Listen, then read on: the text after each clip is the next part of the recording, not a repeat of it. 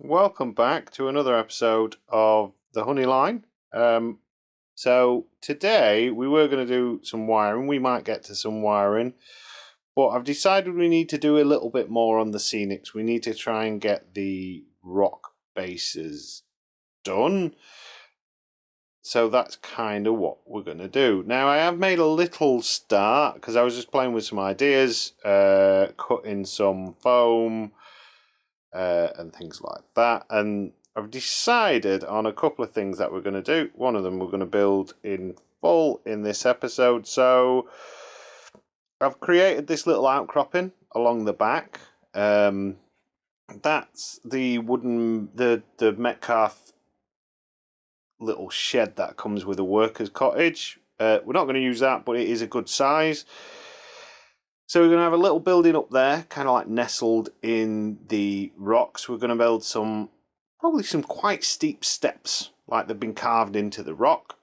And then as we go along, we're going to have a dip and an incline into, not an incline, a dip into the rock face there, make kind of like a cave mouth. And then where's Pointy Stick? Oh no, we haven't got Pointy Stick. It was all going so well. Up here, like this, we're going to have a bit of a mouth, a cave mouth, like a natural cave mouth. Because I've been doing some research into some bees, because I knew you could get mountain bees. They're not common. I think one of the most common honey bee that lives in the mountains is an East African honeybee, but you also get them in the Himalayas and in parts of America and stuff like that. So what they tend to nest is they make these kind of really cool nests off the side of cliff faces. And as you can see, some of the pictures that we've got up here, the depth that people go to get the honey. So the Himalayan honey is apparently the most expensive honey in the world. I've not gone in depth. I basically wanted to know, can bees live in mountains and make honey? The answer was yes. So we've done that. So while putting these rock faces and things like that in, and these little shelves and stuff like that for buildings, inspiration struck. And I came up with a couple of other ideas. So by accident, the foam, because these are still the offcuts from the first sheet, the bits I was cutting out didn't quite butt up. Now it's partly down to my fault. I didn't cut it at a straight angle. These aren't a problem in themselves, because if you wanted it to be solid rock face, you can use these. You could either fill them, or you could essentially use fill it with PVA and texture materials, put some little rocks in there, and it's like a natural divot. Because if you ever look at how rocks and mountainsides and outcroppings form, there's usually where weather sort of gets in, water trickles down, and it slowly makes a wider and wider chasm, and then all the little stones from the top fall down, get stuck, and stuff like that. But we had a little bit of inspiration strike. So these little chasms, let's call them chasms, rifts, we could have some tiny streams coming down. I keep moving that out of the way. Tiny streams which then wind themselves down here into the mountain basin, which then connects with the river as well as the other smaller streams. You see that semi-common in places that I've walked. You'll have little outlets and stuff like that. And then this building up here, which we're going to have to build something. It could be some sort of either a place where they've built a shelter to get above the water lines, because this place is going to be damp down here. Also, this is good flat space for whatever these ruins are going to be. Or it could be like a well house or something like that. We're going to carve some steep steps, like I said, into the sides. So yeah, that's kind of like the stream. I'm thinking a little stream system will work here, and then going into the the cave mouth, we can essentially have some sort of like try and model some beehives or something like that. So that's the stream system that we're working at. This is the piece we're probably going to start off working on, because what I want to do is build some sort of arch essentially that goes round here. This will mean we can make a rock incline. Some of the actual wild bees nests will be in there. Now I've used some handy dandy terrain. This came free with a magazine around Christmas. This is a 2-story house, so even to my eyes this doesn't look that big, but when we kind of work out and look at the actual scale of what this potential arch is going to be, that's a 2-story house, so that's pretty big. And then if we bring on old Sergeant Scales here, this area dwarfs this. You could fit you know, a squadron of Sergeant Scales in there quite comfortably. So it'll be a nice big area. We can make it nice and dramatic. So that's what we're going to work on first. So what we're going to do, I'm going to look at what scraps of foam we've got left and start cutting that. Now I am really enjoying working with this foam material. It is good. You can do a lot of good carving with it. I do have a lot of polystyrene though, so I'm thinking whether or not it's worthwhile actually, instead of cutting into a brand new sheet of this, we start using some of the old polystyrene stuff to just get it used up. But I'll make that decision. A lot of it's going to depend how many pieces we've got. So watch this space. I've decided to try and do this as a piece to camera, and if it all goes wrong, then we can just edit it out. I'll kind of show you the process of you know, using these scraps to try and build something useful. So as we can sort of see in this area, we've got our base rocks already in place, which is this one and this one. Ideally, we probably want something to bridge over that. That one needs to stay relatively same footprint, because this can be a handy passage to get round. Focus it. Handy passage to get round. So maybe even start sloping backwards. So this is how I do it. Other methods are available. So this is a spare offcut. Now, as I've said, I like to try and save as much material as possible. This is going to probably get loud as well, because we're going to use a jigsaw in a minute. So first things first, we take our footprint piece and we put it down, so I know that will roughly fit pretty much to the dot on there. So we've got that.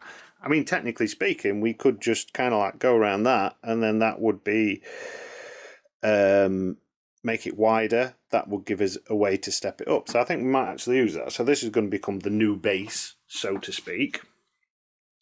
So we're going to take a scribing tool, and we're just going to mark around it, and we're going to mark down the back, because I want the back to remain fairly flat. Or do we want it wider? Or should we keep it the same? We'll actually come out a little bit. So we're going to have a good gap, because we can always shave this away afterwards. Now I want it relatively straight, so I have still got a straight edge on this bit here. So I know roughly I want it to come out to here, so I'm just going to try and line my trusty old Forest Holiday ruler up. And we're going to do that. Now, I'm not going to do this bit to camera, but you can listen to it. Proves I can use power tools. Watch this all go wrong. So I'm going to do 2 cuts. I'm going to cut this bit first, and then we're going to cut that bit. As I said, this will get loud. Or shall I do 2 cuts? In fact, we'll start on the other way.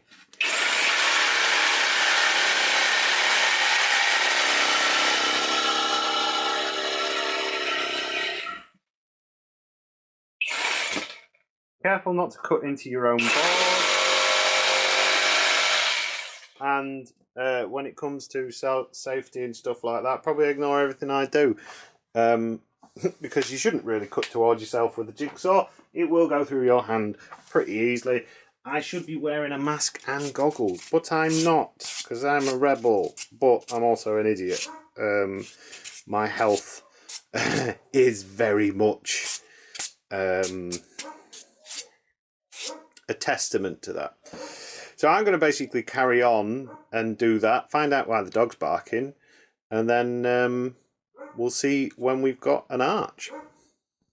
So after a few minutes of cutting, I have now got a basic shape. There's a couple of weak points on this. This piece wasn't quite long enough to do a full span, so yeah, it's teetering. But after we glue it, stick it, and all that good stuff, it'll be fine. So we're going to break out the trusty cocktail sticks, and we are essentially going to stitch it together. And I'll show you how I do that. I'll try and do it in situ. We just need to bring you up. Beep, beep, beep, beep, beep. So look how awful it is outside as it stands at the minute. Like, and this is what? It's not even 4 o'clock yet. We are having quite the January, to say the least. But anyway, I digress. So, how this will come out, I'm not 100% sure. But we've got the basic structure, so we'll go top down, I think, is probably going to be the best bet. And I'll try and show this as best as I can. So, I am happy with this, so I think we're going to go straight in with the glue as well. Or do we want to go in with the glue? I mean, we can get it into position with the cocktail sticks and then glue it after. That's probably going to be the best idea. So, handful of like cocktail sticks. And we're going to start off with a couple to start off with.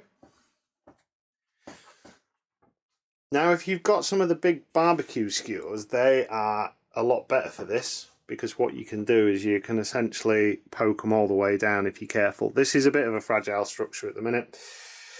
So, first things first, try and remember where you pulled things from. Was that right? I think we went like that. You can draw like a little line around it. So all I'm doing, a couple of cocktail sticks. Just like that. Just like that. And that kind of goes in like that. And we're going to also put a couple of cocktail sticks in the side, which will then wedge that to that. Now this bit's probably going to get filled. And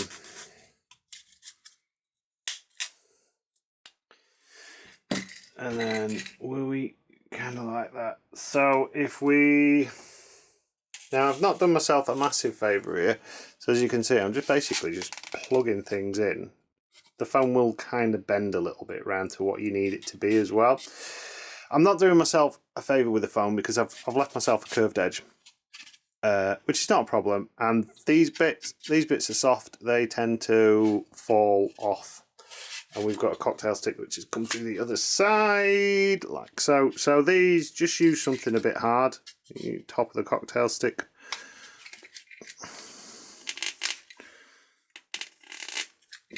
Stick it in. Filler will get the rest of that. You can use your thumbnail or whatever you've got. So as you can see, we just push them back in.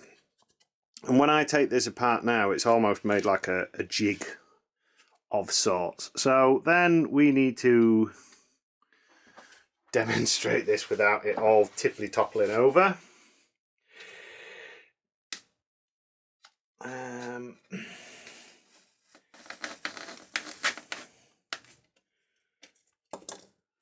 Do you know what? I think this is the wrong way around, but I don't mind. I think I've done it upside down, but that's fine. Let's just move it back a bit. Because the thing to remember, it's a bit like set building. You're not ever really going to see this from the back. And if you are, you can cover it up quite easily. Get in.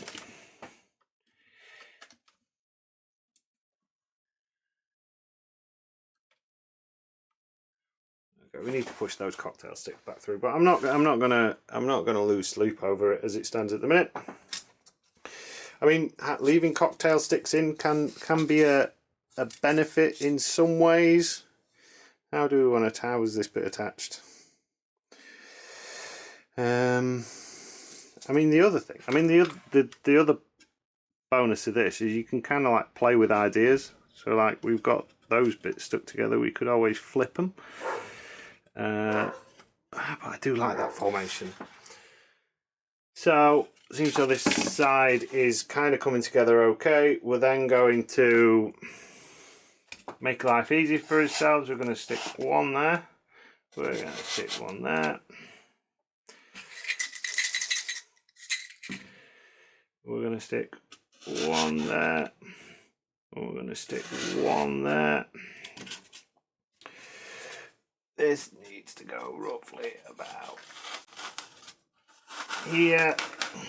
One thing to remember about cocktail sticks as well is try not to put them too close to the edge, because we are going to be carving these out. And it is harder to carve, obviously, through wood, and you can risk overstressing your joins and stuff like that, which will result in the polystyrene snapping or breaking. Now, we could do that. We could also do it that way around. Would that work? Have a perilous gap in the foam, because the foam would kind of fit there. And this is kind of like what I like about this method, is you can chop and change and experiment and do all that good stuff like on the fly. So like, just because it worked one way when you originally thingied it, it doesn't mean it has to stay like that. So you're going that way, so that needs to go in the bottom.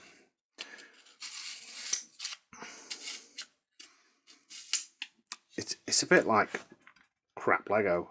By crap Lego, I mean, you know, that even, mind you, saying that, the knockoff stuff nowadays is pretty good. But I remember a time you used to buy cheap Lego, and it used to be awful, like absolute rhubarb.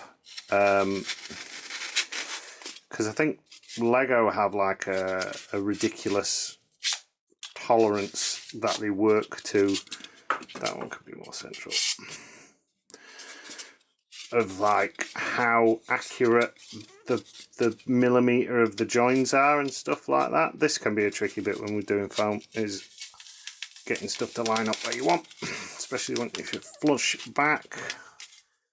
There we go, look at that.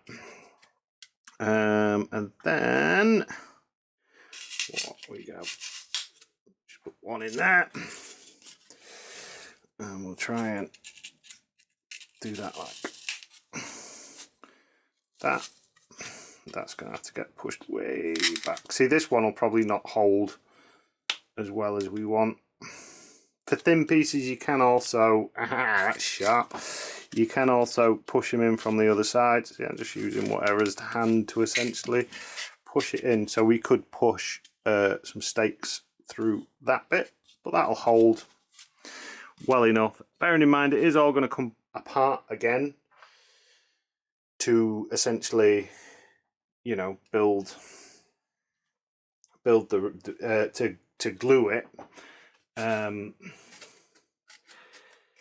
This is how I basically made the cave arch on for Ham. So that's basically what we're going to do. The tripod and the camera is kind of in the way, so I think people will get the idea of how I'm building that. I'm now going to do the other side, do a bit of tweaking with the camera out of the way, and then we'll come back when I've sort of done a little bit more.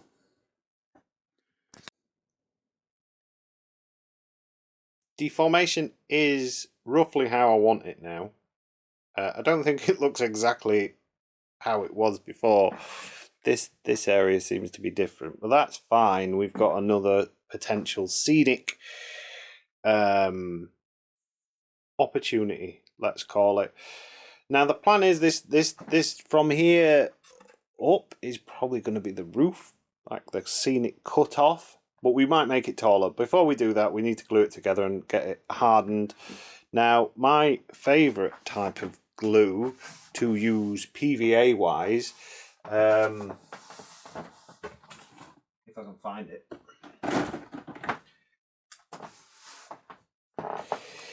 is this stuff, high-tack PVA craft. It dries really quick and it's really sticky. I use this to build all my Metcalf buildings. It's only £2.50 as well, and this stuff lasts a fair old while. So yeah, that's what I'll be gluing it together with, and then I'll be taking a little break while that glue sets. Essentially what we're doing now is we've got our cocktail sticks guide holes, peg holes basically, like I said, crap Lego. We'll stick it together and that'll should hold it, which then gives us two benefits. One, this is not in permanent situ. Look, I can move it, I can put it back. I've got my guideline which is on this side, so I know where it needs to line up on that edge. And then if I want to take this elsewhere to paint it or to model it further, I can do. It's almost modular, and then when I've done, because I'll not be doing anything on the bottom, cocktail sticks in the bottom, bish bash bosh, it's stuck. So it's like, again, using that experience of making wargaming scatter terrain, I've made a modular thing. And then if I ever rip this layout down, then I can essentially take bits off with ease and save bits. So yeah, we're going to crack on with that now. After a lot of faff, basically, let's call it faff, we've managed to get these glued together. Now, the PVA, it wasn't sticking it like I expected it to. Because of how it's constructed, we were having issues, basically. So what we've done is we've actually now glued this to this bit of foam board on the back, which could present some problems because this could be hard to texture, but it does all lift out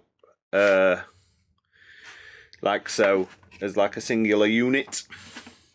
So that's gonna helpful. It means we can essentially pull it out, lay it down, do his texturing and stuff like that on there, make it look all cavey. The other option is to potentially build, if we build a centre structure so it hides it, so you kind of got two cave entrances. It could look interesting, but I'd rather leave it open if I can. So what I ended up having to do, and if you do this yourself, always keep an eye on it, is it's got PVA, it's got some cocktail sticks, but I ended up using some blobs of super glue just to hold it in place. Now, it does smolder when you're super gluing it, so like I said, it's what's the word, a thermosummit reaction is what it's called.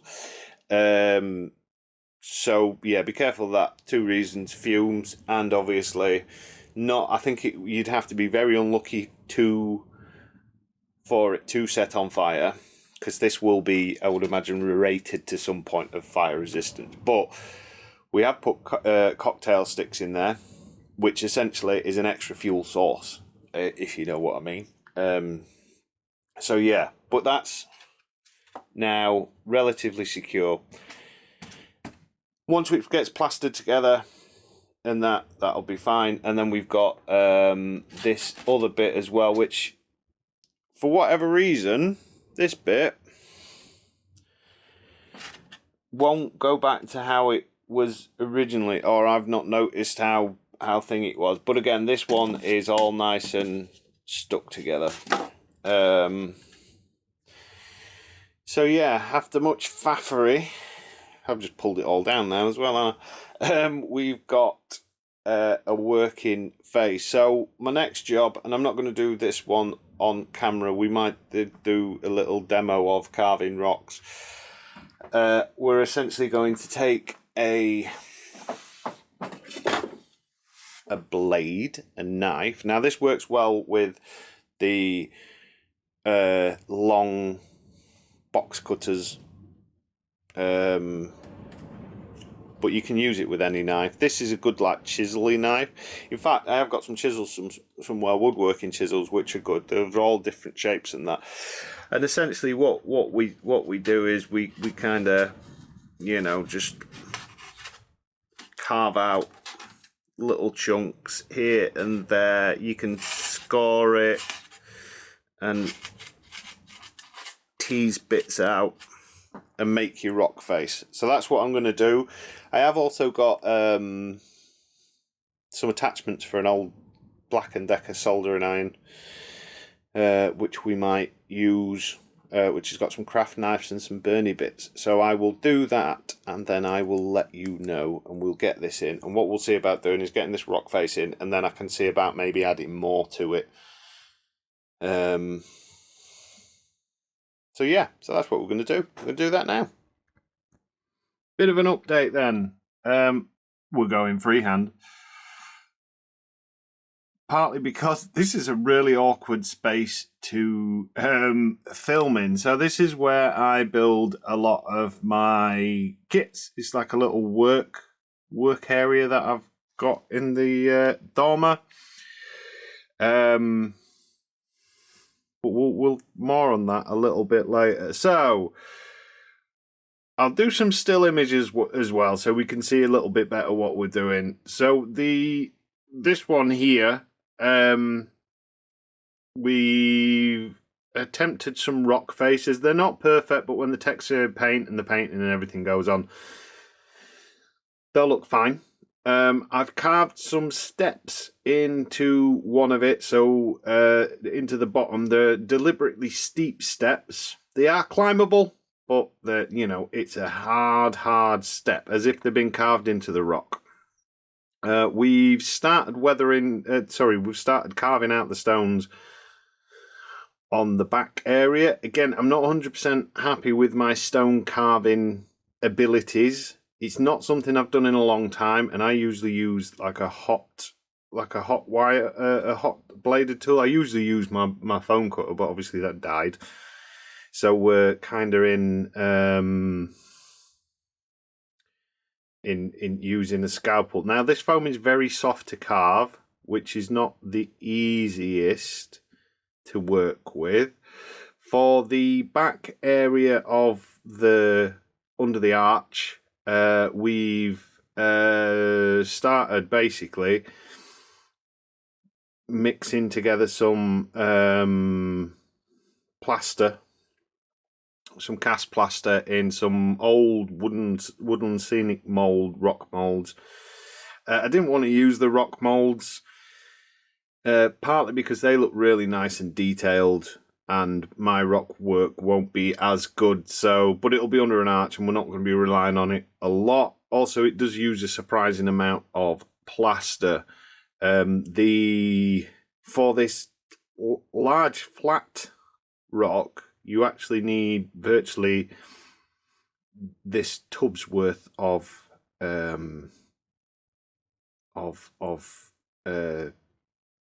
plaster and mixture. So a 1 kilogram tub of plaster doesn't actually go that far. I have used the Woodland Scenic lightweight Hydrocal plaster before. It is really good. It is really lightweight. It sets really quick. But it's not worth the money. In my opinion, it's not worth the money for how much it costs compared to just regular plaster. Just leave it. I mean, within half an hour, you've usually got a cast that you can pop out and leave on side. I am going to try and make some of my own plaster molds as well with tin foil, the old school way. Basically, you crumple up some tin foil, lay it out, and then tip some plaster over it, wait for it to set. You do it in an old like kitchen tray, oven tray, and then you can hit it with a hammer and break bits off as and when you need them. But overall, yeah, that'll stick straight to that back. It'll make it look all nice and rocky. So that's where we're at. I think the next steps as well, we are going to focus on making this mountain. And I think what I need to do is go back to the baseboard and start putting some sides on. I've managed to find some thin MDF sheets. They're off the back of pictures, essentially, and bottoms of drawers and stuff like that. So I need to count how many I've got. I think I've got enough to do the sides and the back, and we're going to screw them in place. And then when they're screwed in place, we've got a box, because I think what I'm going to do for the whole back of the scene, or the back where the tunnel bit is, I've been watching some videos. I think is it Railfan 200 or something. There's some really good videos on making mountains, because they're modelling or have modelled some of the mountain passes in, is it Colorado that they're doing? And they look really good. And they've used a lattice, the old school lattice cardboard trick, which I've never done before, because I've never had, because like I said, most of my terrain's usually standalone stuff. So we're going to have a bash at that, I think. But to do that, we need something to mount it onto. And you never know, all this stuff might end up getting scrapped or repurposed into something else. But we shall see. Welcome back. So we've carved out most of the rock now. Is it brilliant? No. Will it do? Yes, I think it will. I think once we get some texture paint on, because what my plan will probably be is mix a kind of watery or a slightly thinner base paint for this, which will be your probably PVA paint, water, and then some form of sand. I've got some texture medium somewhere, some artist stuff, just to give it that slightly rough, slightly, rocky look. There's some bits around here, so where we have the stairs, which I'm well chuffed with these stairs, to be honest, I think they look good. Where we have our little stairs curving round, what I'm planning on doing there is, on this retaining wall, is maybe making it up, put some clay over it, building some bricks, so it looks like it's been kind of shored up a bit. Happy little accident. So one thing I have done to increase rigidity and support and also positioning, in the bottom of this piece there's a couple of cocktail sticks, now mounting it to the bottom of the foam board, so I know where it is. This foam has been slightly adjusted and hot glued to the foam, so it's stuck on. The foam board that was behind there, it's had a bit of a rock treatment, as you can see. Not the best, but once we blend in and get the floor and stuff like that, I think it's going to look alright. This one, once I kind of got the knack of what I was doing with this foam and carving it and stuff like that, started turning out alright. Because I did this bit first and that bit second. And a happy little accident, when I put it all back down into position, somehow, because this was butting up against the other, but somehow we've ended up with like a little gap, and it almost looks like it's a man-made. I put it down, I was like, oh, that's cool, that's almost like a cave entrance. So that's something we can play with. Now, I was looking at getting mounts, like a mounting board all the way around there. I thought I had enough MDF, but I don't. So I'm either going to have to buy some more. I'm not going to do the plan with what I said, with doing the cardboard lattice and building it up, because I like this idea at the minute. This is actually technically modular. I can move this out if I need to get to bits. So this bit plateau here is going to essentially have trees on it, a little bit of a dirt mound. I think that's the idea I'm playing with at the minute.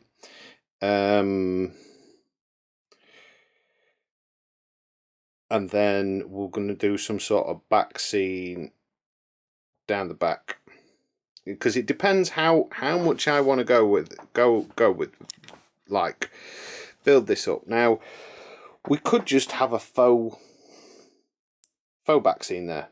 I could put a topper on that, and then you know, essentially we don't see. This is the viewing angle, and that's what you see, that's what you get. It does need tunnel entrances there, and I am going to get one there, so if you're viewing it from this side, it does look like, you know, there's a tunnel entrance. That bit's nice and easy, because if we go down this side, as I drag the stupid leg around, if we go down this side, that's a long straight.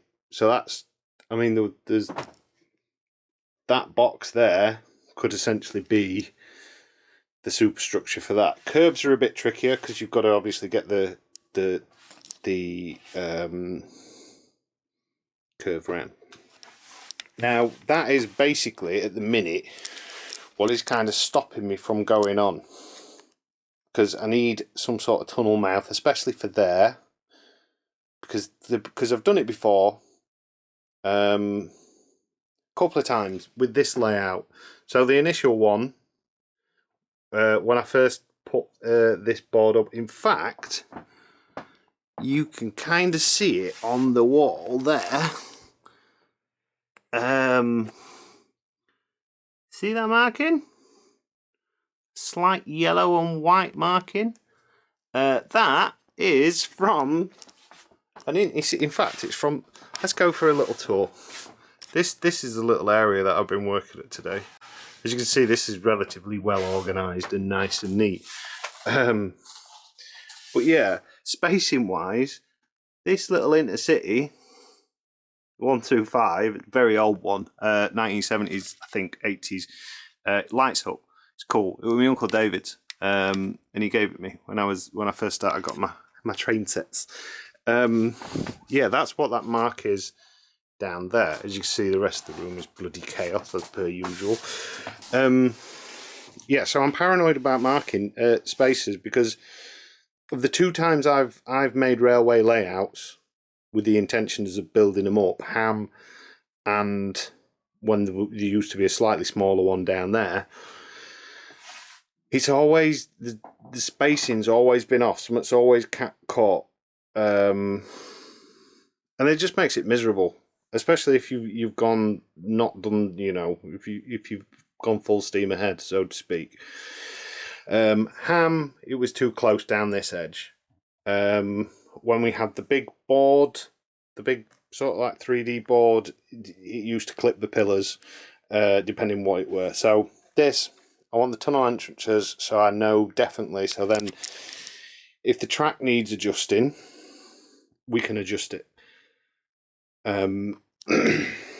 Because I'm in a bit of a predicament. Like the last hour, I've kind of like been in a little bit of a predicament. To really progress and do more and do the wiring, I need to finalise the track. To finalise the track, I need some tunnel portals, or make some tunnel portals. And then I can do. Then I need to think about how the bridge is. Once I've got the bridges in, then I can decide on what streams, the rest of the scenic, like styling, terrain, that kind of thing. Then we can think about that. But before I do anything with the track, I need to do the wiring. to do the wiring, ideally, because I'm going to have to drill through this now to drop the wires down the bottom, which I didn't want to do, but this needs to be, this section here needs a feed. And I figured while ever I'm going under there, and this is another problem, I might as well start thinking about lighting, such as whatever hut's going to go on here, having some lights for it, so it lights up, and then maybe some sort of campfire. But if I'm going to do that, then I need to get the rest of the scenes down. So I need to have a good sit down, write out a list and do some planning. Maybe have this little guy chundling along, because the track does work. We have got a layout. It's not complete. Think about what buildings we want on it, how we're going to do it. If we're going to the effort to add lights, do we add point motors? I was thinking, I do like the idea of actually having some almost 00 scale point levers on there, so it's all manually switched and there's no signal system as such. It works with a guard or someone that works up on this area, so then we're going to need like a staff hut. And then I was starting to think, well, is the railway owned by the Meadery, or is it owned by a separate company? And then I was thinking liveries, and then, you know, you go on that old spiral. So, long and short, we have got quite a bit done. Progression is being made. We have got a reasonably good outcropping. These are all nice and secure now, so I can essentially, this whole unit, I can't do it often because the foam will get damaged, and that's another reason for layering it. Like getting some sort of surface on there, some sort of plaster or texture paint surface on, because then the holes don't get as wide as quick.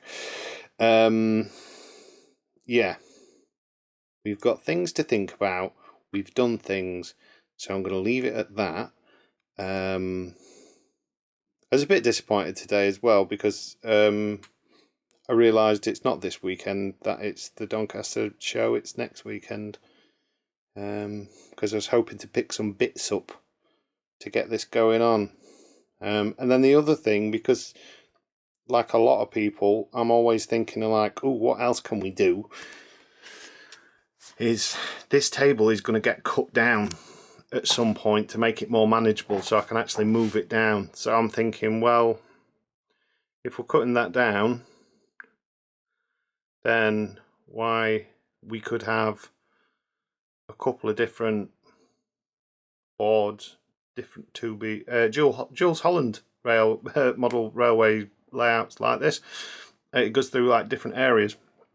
You could have 3, 2.